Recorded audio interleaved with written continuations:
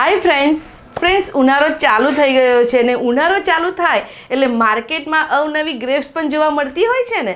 તો ફ્રેન્ડ્સ, આજની આપણી સ્વાદની સફરમાં ગ્રેપ્સમાંથી બનતી એવી સરસ મજાની વાનગી લઈને હું આવી ગઈ છું. હું છું આપની દોસ્ત કમ હોસ્ટ ડૉક્ટર બિંદુ એન્ડ વેલકમ ટુ કુકિંગ કા પંચ. ફ્રેન્ડ્સ, હું વંદનાબેનના ઘરે આવી ગઈ છું અને વંદનાબેન ખૂબ સરસ મજાનું ઉનાળામાં સ્વીટ ખવાય એવી વાનગી બનાવવાના છે. તો પૂછી લઈએ વાનગી કઈ બનવાની છે. હાય વંદનાબેન, કેમ છો? બસ મજા. વેલકમ ટુ કુકિંગ કા પંચ. Thank you. વંદનાબેન, ઉનાળો ચાલુ થઈ ગયો છે, રાઈટ? અને ઉનાળો હોય એટલે ઠંડુ ઠંડુ ખાવાનું મન થાય. તો આજે કંઈક એવું જ બનાવવાના છે. આજે હું બનાવવાની છું Apple and grape pudding. Okay, Apple અને ગ્રેપ્સમાંથી પુડિંગ બનશે. એકદમ ઠંડુ ઠંડુ ચીલ્ડ, એકદમ ખાવાની મજા આવશે. આખું બેસીને ખાઈ જ લેવાનું જાર લઈને. એટલે એવું કહેવાય કે જ્યારે ઠંડુ ખાવાનું મન થાય તો આપણે આ પુડિંગ ખાઈ શકીએ, રાઈટ? ઓકે. અને બનતા કેટલી વાર લાગે છે? બસ 10-15 મિનિટ. ઓકે, તો બનાવવાની શરૂઆત કરી લઈએ. ચલો, હવે આપણે સુગર કેરમેલાઇઝ કરવાની છે. બિલકુલ હલાવવાનું નથી, બસ એઝ ઇટ ઇઝ છોડી દેવાનું છે. એક કપ મિલ્કમાં આપણે 2 ચમચી કસ્ટર્ડ પાવડર નાખીશું અને એને ડાયલ્યુટ કરીશું.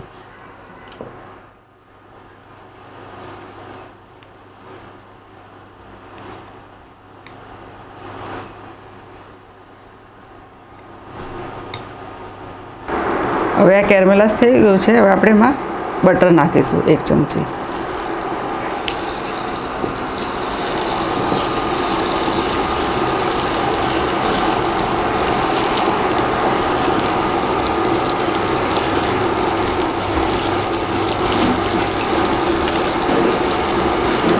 હવે આ કસ્ટર્ડવાળું દૂધ નાખી દેવાનું છે.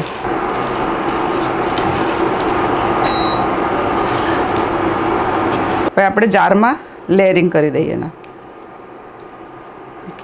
હવે આપણે એને ઠંડુ કરીએ. હવે આપણું કસ્ટર્ડ રેડી છે. 1 કલાક ઠંડુ કર્યા પછી પહેલાં આપણે ગ્રેપ લઈએ છીએ.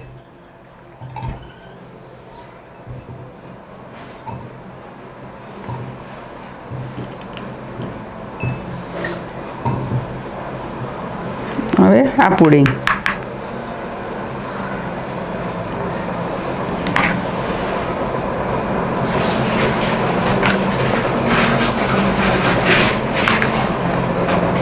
હવે એપલ.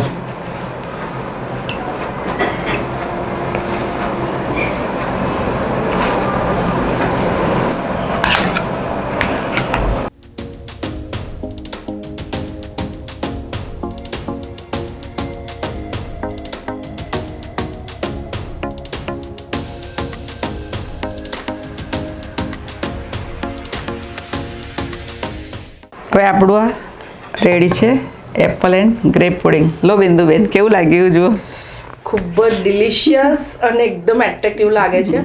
જો સમરમાં મારા ઘરે તો છે ને આવું જ બનશે. હવે આ છે ને એક હેલ્ધી વર્ઝન બી કહેવાય, રાઈટ? કે ભાઈ તમે કસ્ટર્ડ બનાવતા હોય છે બધા ફ્રૂટ્સ નાખીને, તો તમે હવે પુડિંગ રીતે સર્વ કરો તો અને પાછું કેરેમલ કસ્ટર્ડ. યસ, એટલે એકદમ tasty and yummy. Yes Vandanaben, તમે એકદમ ડિલિશિયસ અને તમારું ઇનોવેશન બનાવીને બધા સુધી પહોંચાડશો.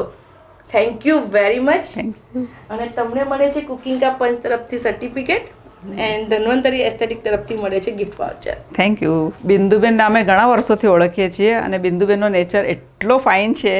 અને બિંદુબેન ઘરે આવ્યા ને તો પણ તમે આવ્યો તો એવું લાગે જાણે કોઈક ફેમિલી મેમ્બર આવ્યું છે. અને એકદમ હોમલી ફીલ થયું મને. બિલકુલ કોઈ જાતનું સ્ટ્રેસ નહીં, કોઈ ટેન્શન નહીં આપ્યું. અને બહુ જ સરસ લાગ્યું. Thank you very much. Thank you very much.